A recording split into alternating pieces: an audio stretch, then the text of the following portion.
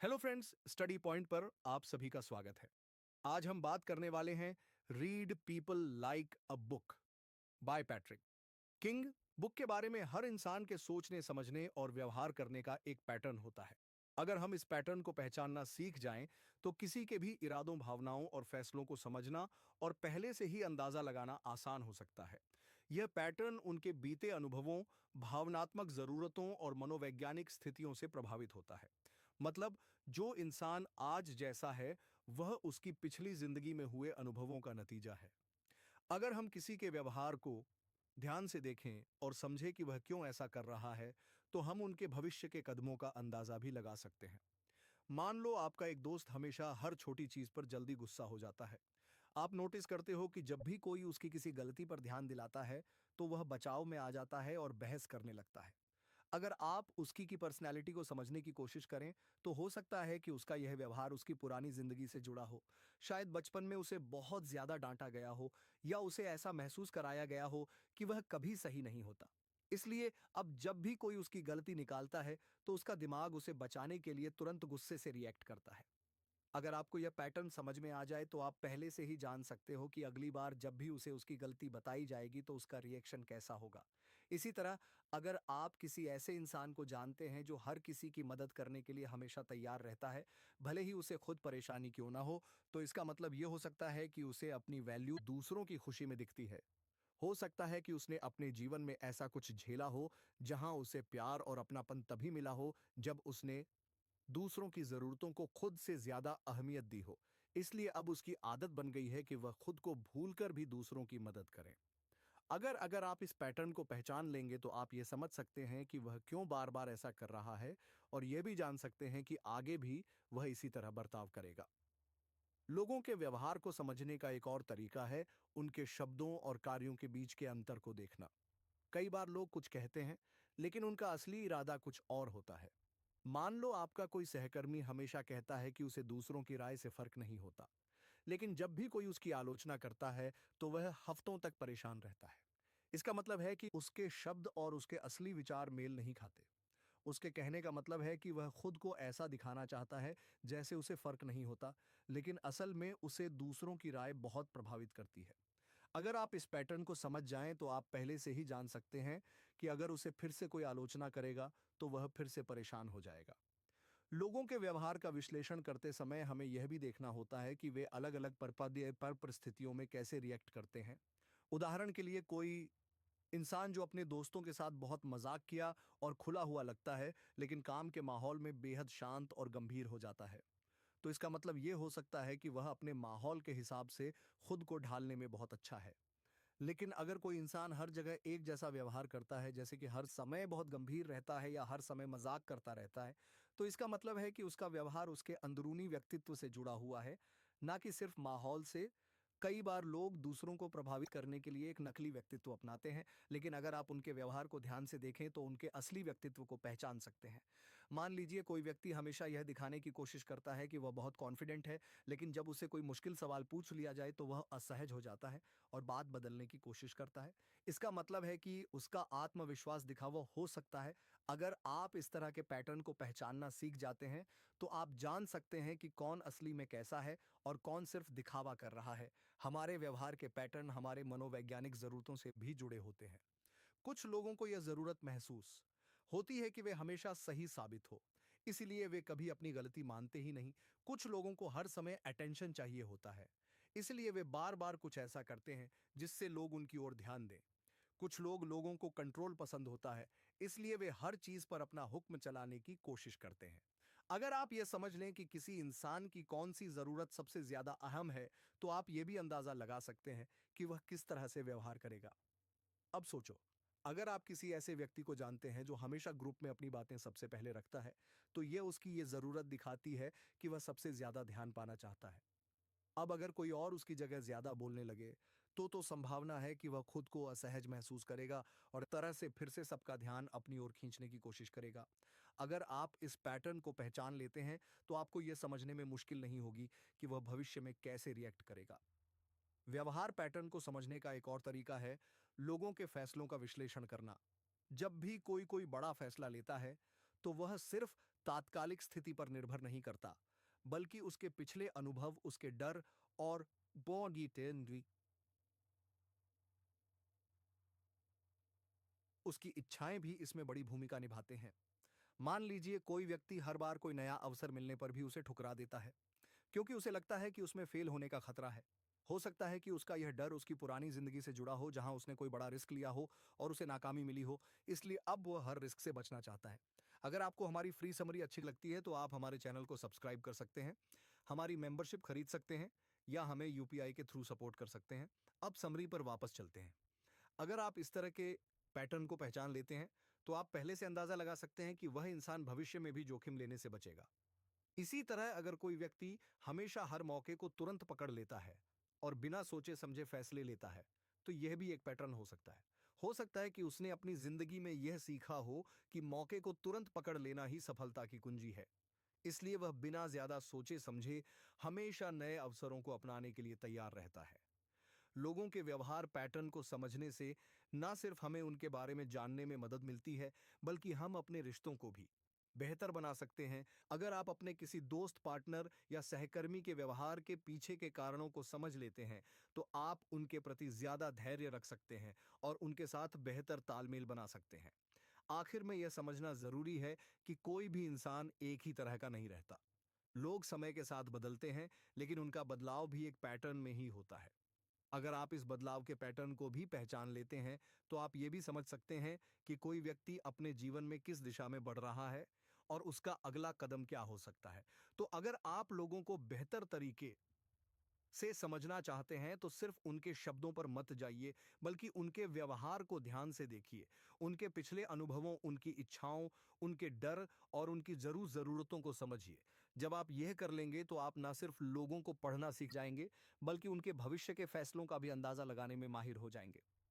हम में से ज्यादातर लोग ये मानते हैं कि किसी को समझने के लिए हमें सिर्फ उनकी बातों पर ध्यान देना चाहिए, लेकिन सच्चाई यह है कि शब्दों से ज्यादा ताकत इंसान की बॉडी लैंग्वेज और चेहरे के हाव भाव में होती है। कई बार लोग कुछ कहते हैं, लेकिन उनका असली मतलब उनके हाव भाव से झलक।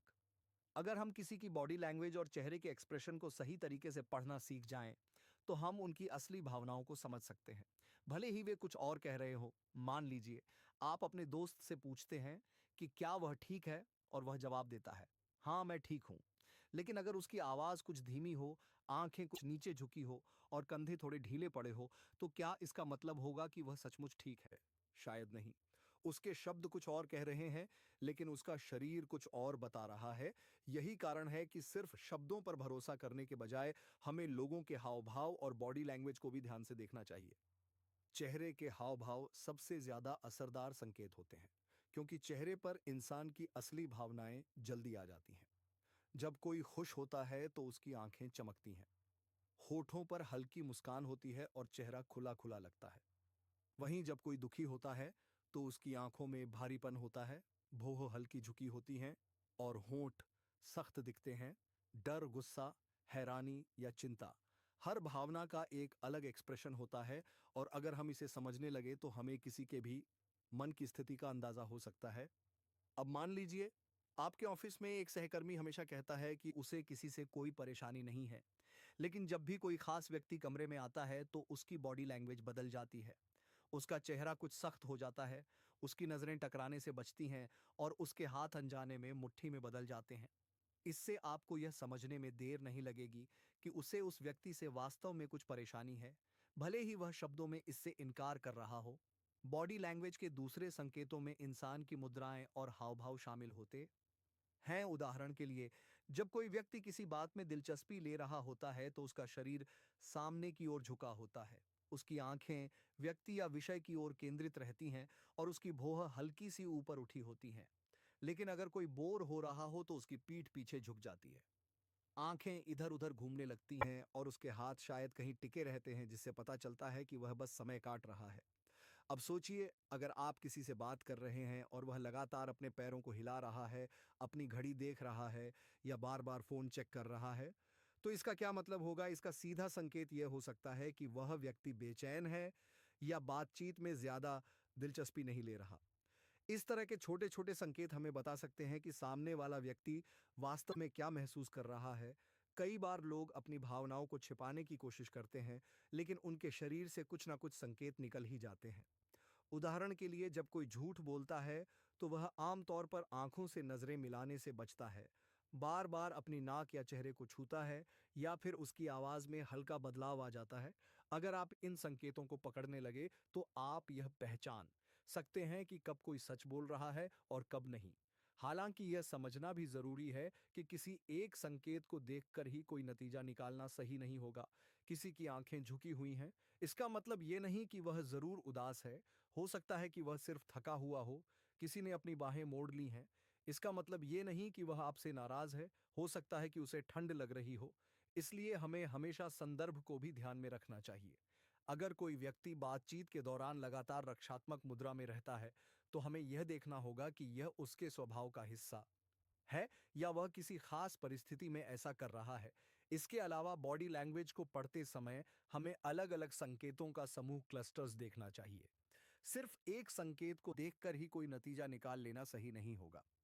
उदाहरण के लिए, अगर कोई इंसान अपनी बाहें मोड़कर खड़ा है, तो इसका यह मतलब नहीं कि वह रूखा या गुस्से में है।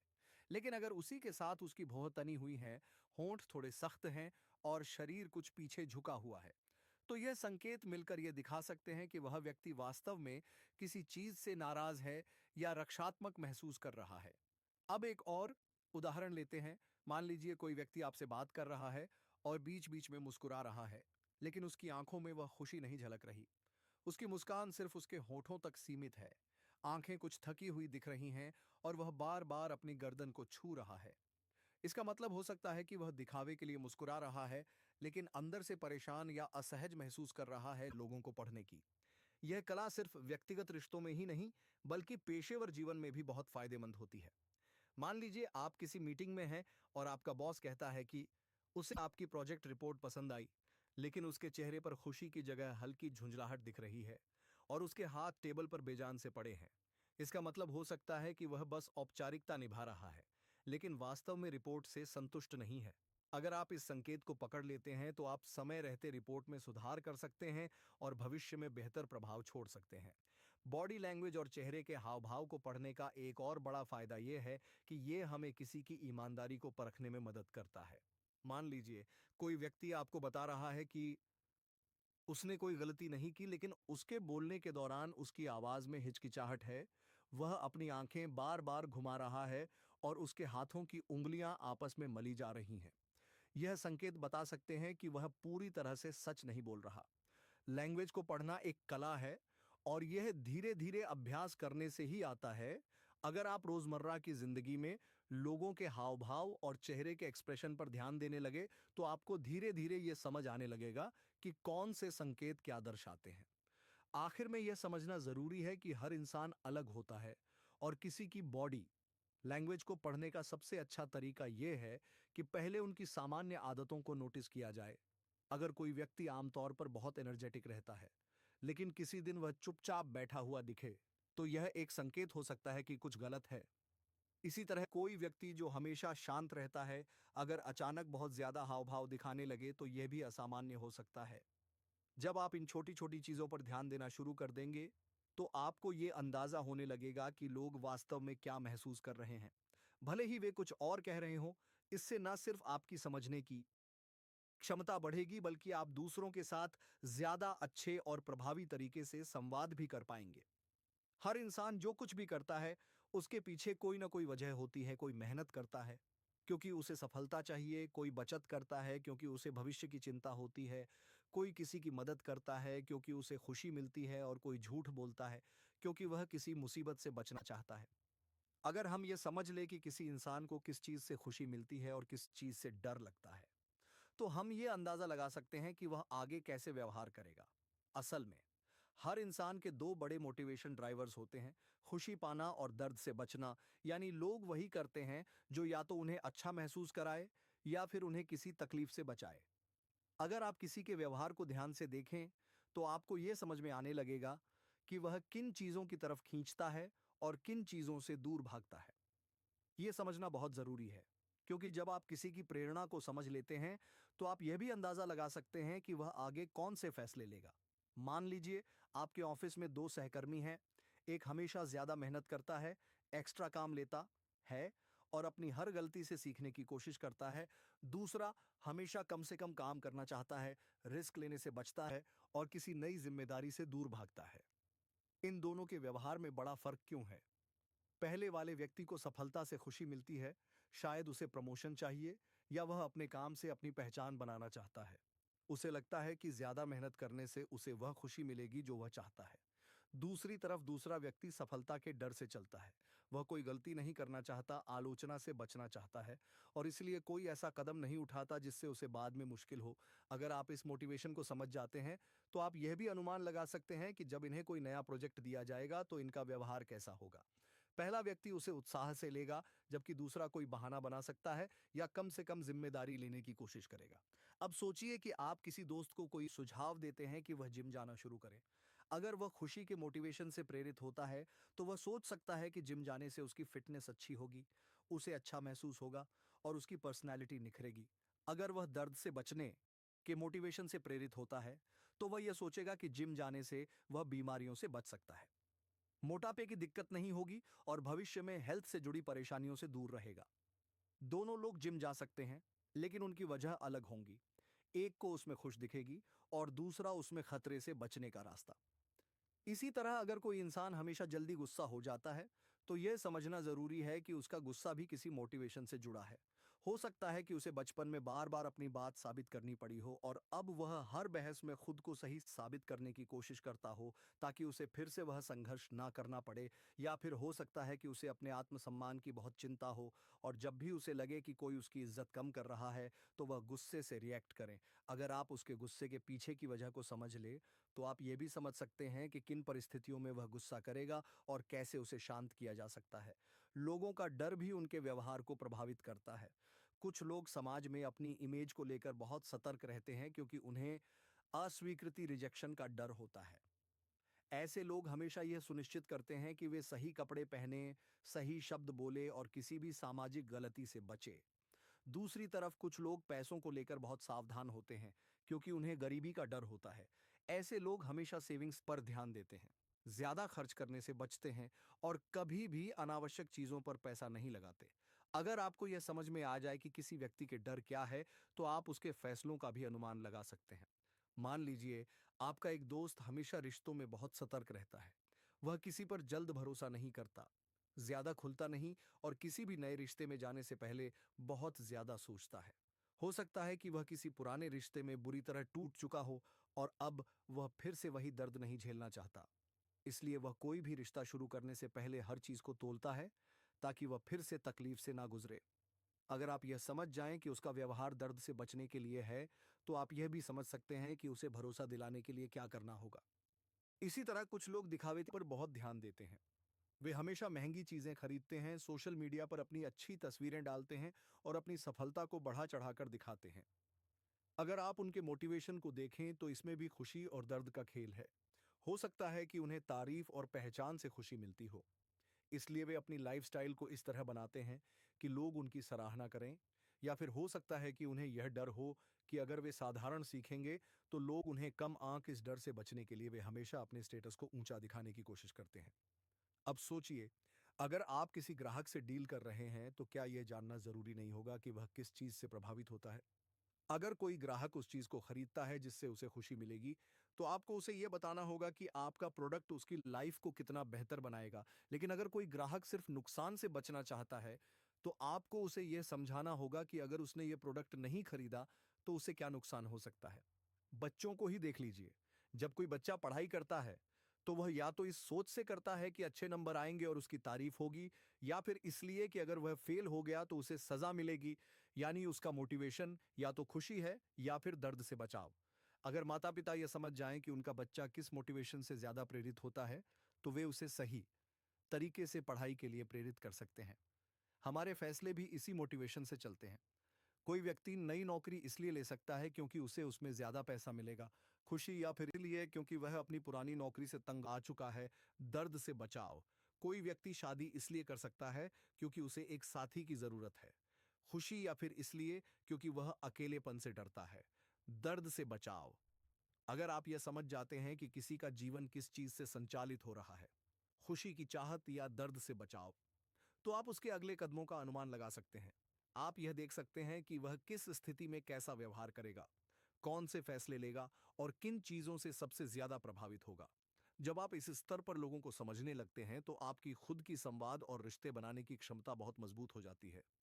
हर इंसान की ज़रूरतें अलग-अलग होती हैं, लेकिन अगर ध्यान से देखें तो यह ज़रूरतें एक तय क्रम में चलती हैं। कुछ लोगों की सबसे बड़ी चिंता पैसा कमाना और अपनी बुनियादी ज़रूरतें पूरी करना होती है, जबकि कुछ लोग प्यार और रिश्तों में ज़्यादा दिलचस्पी लेते हैं। वहीं कुछ लोग अपने करियर, पहचान और आत्मसम्मान को सबसे ऊपर रखते हैं। यह समझना कि कोई व्यक्ति किस स्तर पर है, हमें यह जानने में मदद करता है कि वह किन चीजों से सबसे ज्यादा प्रेरित होगा और उसका व्यवहार कैसा रहेगा। मनोवैज्ञानिक अब्राहम मासल ने इसे बेहतर तरीके से समझाने के लिए जरूरतों का एक क्रम बनाया, जिसे मजलो हायरार्की ऑफ नीड्स कहा जाता है। इसमें इंसान की जरूरतों को 5 स्तरों में बांटा गया है। सबसे नीचे की जरूरतें सबसे बुनियादी हैं, और जैसे जैसे कोई व्यक्ति इन जरूरतों को पूरा करता जाता है, वह अगले स्तर की ओर बढ़ता है। अगर आप यह पहचान लेते हैं कि कोई व्यक्ति इस सीढ़ी पर कहां खड़ा है, तो आप यह भी समझ सकते हैं कि वह किस चीज से सबसे ज्यादा प्रभावित होगा और भविष्य में कैसे निर्णय लेगा। सबसे पहला स्तर शारीरिक जरूरतों का होता है। इसमें खाना, पानी, नींद और बुनियादी आराम जैसी चीजें आती हैं। अगर किसी व्यक्ति की यह बुनियादी जरूरतें पूरी नहीं हो रही हैं, तो उसका पूरा ध्यान इन्हीं चीजों पर रहेगा। उदाहरण के लिए, अगर कोई व्यक्ति बेरोजगार है और उसके पास पैसे नहीं हैं, तो उसकी सबसे बड़ी चिंता यह होगी कि वह अपनी रोजमर्रा की जरूरतों को कैसे पूरा करे। उसे इस समय रिश्तों या आत्मसम्मान जैसी चीजों की फिक्र नहीं होगी, क्योंकि उसका दिमाग पहले यह सुनिश्चित करेगा कि वह जीवित रह सके। अब सोचिए, अगर कोई इंसान खाने के लिए संघर्ष कर रहा है और आप उससे यह कहे कि उसे अपने आत्म विकास पर ध्यान देना चाहिए, तो क्या वह इसे गंभीरता से लेगा? शायद नहीं, क्योंकि उसकी प्राथमिकता अभी सिर्फ अपने पेट की भूख मिटाना है। यही कारण है कि जब हम किसी से बात करते हैं, तो हमें पहले यह देखना चाहिए कि उसकी जरूरतें किस स्तर की हैं। अगर कोई इंसान बुनियादी जरूरतों को पूरा करने में लगा हुआ है, तो उसे किसी बड़ी प्रेरणा की बात करने से पहले उसकी मौजूदा स्थिति को समझना जरूरी है। दूसरा स्तर सुरक्षा की जरूरतों का है। इसमें नौकरी की स्थिरता, घर, सेहत और भविष्य की सुरक्षा जैसी चीजें आती हैं। अगर किसी व्यक्ति की शारीरिक जरूरतें पूरी हो गई हैं, तो अब वह अपनी जिंदगी में स्थिरता चाहता है। उदाहरण के लिए, अगर कोई व्यक्ति नौकरी कर रहा है, लेकिन उसे हर समय नौकरी जाने का डर बना रहता है, तो की चिंता पैसे से आगे बढ़कर सुरक्षा की हो जाती है। वह ऐसे फैसले लेगा जो उसे ज्यादा स्थिरता और सुरक्षा दें, भले ही वह ज्यादा बड़े अवसरों को ना अपनाए। अब अगर आप किसी ऐसे व्यक्ति को देखते हैं जो बहुत सुरक्षित महसूस करता है, तो आप नोटिस करेंगे कि वह रिस्क लेने में ज्यादा सहज होगा।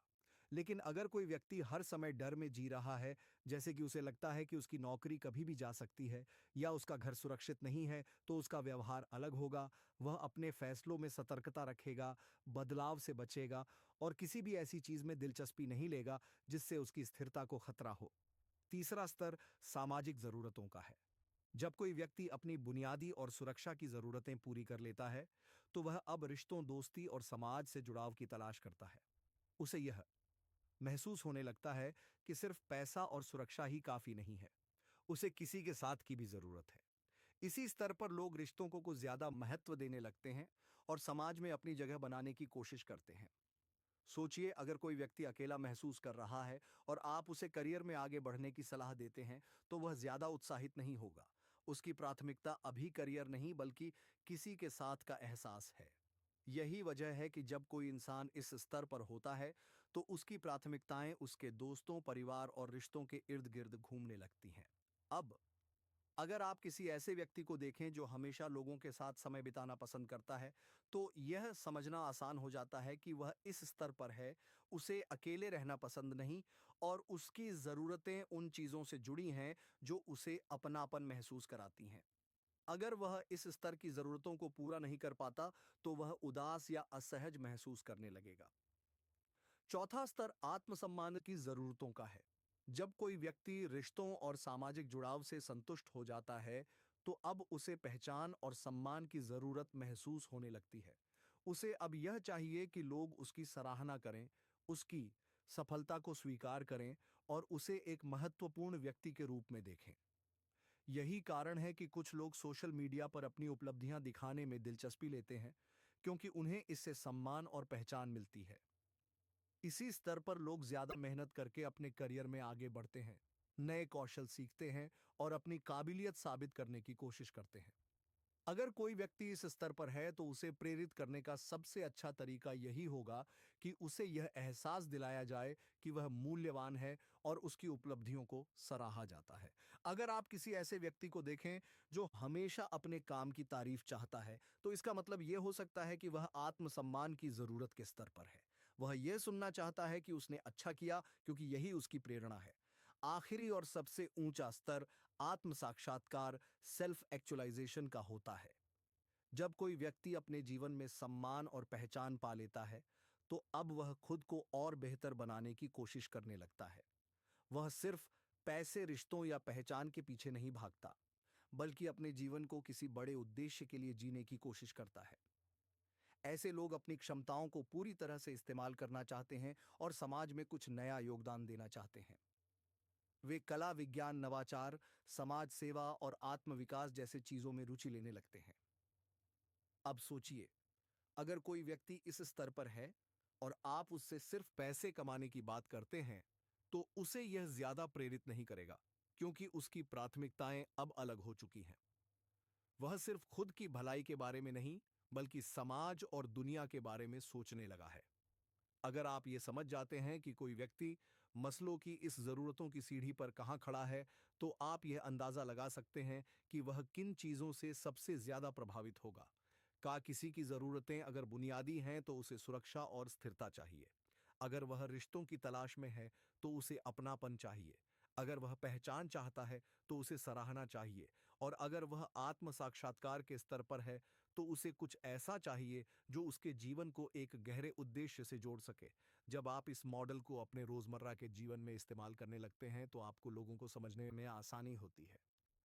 आप ये जान पाते हैं कि कौन किस चीज से प्रेरित होगा, कौन किस तरह के फैसले लेगा और किसे किस तरीके से प्रेरित किया जा सकता है। इससे ना सिर्फ आपके रिश्ते मजबूत होते हैं, बल्कि आप लोगों के साथ ज्यादा गहरी समझ भी बना पाते हैं। हर इंसान के भीतर एक अहंकार, ईगो होता है, जो उसे खुद को अच्छा महसूस कराने और आत्मसम्मान को बनाए रखने में मदद करता है। जब भी कोई चीज हमारे आत्मसम्मान को चोट पहुंचाती है या हमें असुरक्षित महसूस कराती है, तो हमारा दिमाग हमें उस तकलीफ से बचाने के लिए कुछ तरीके अपनाने लगता है। ये तरीके डिफेंस मैकेनिज्म कहलाते हैं। ये हमें मानसिक और भावनात्मक रूप से सुरक्षित रखने की कोशिश करते हैं। लेकिन कई बार हम खुद भी नहीं समझ पाते कि हम इनका इस्तेमाल कर रहे हैं। अगर हम ये पहचान सके कि कोई व्यक्ति किस तरह अपने अहंकार की रक्षा कर रहा है, तो हम उसकी असली भावनाओं और डर को समझ सकते हैं।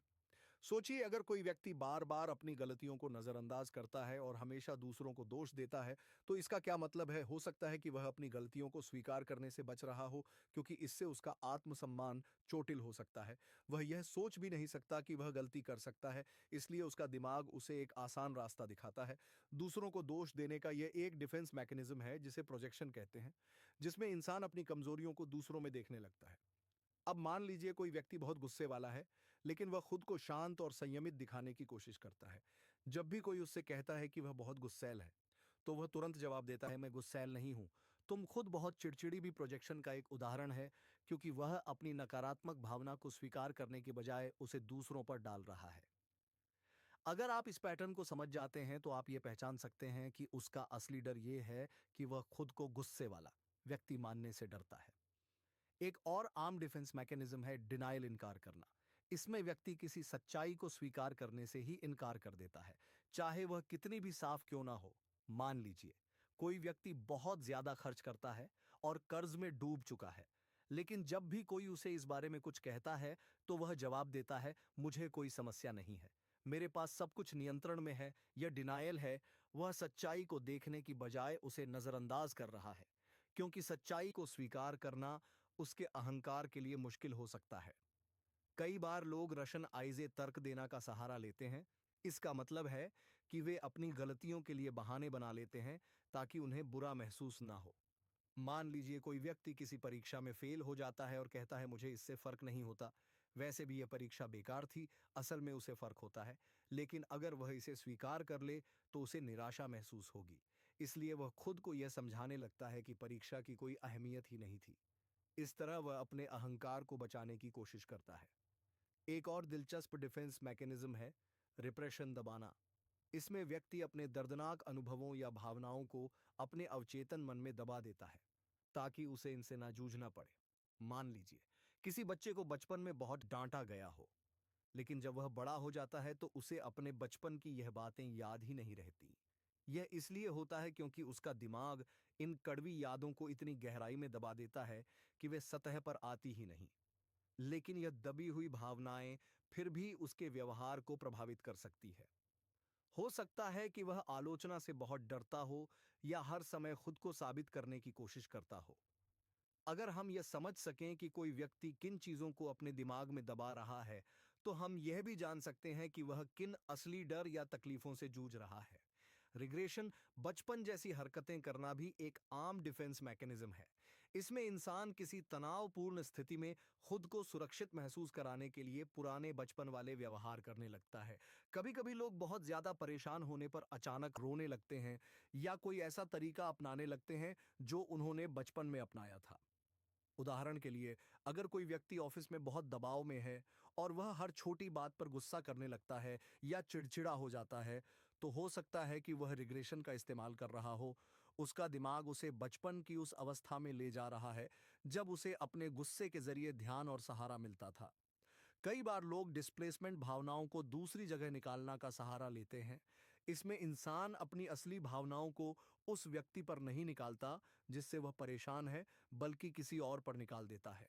मान लीजिए कोई व्यक्ति ऑफिस में अपने बॉस से डांट खाकर घर आता है, लेकिन वह गुस्सा अपने परिवार या दोस्तों पर निकालने लगता है।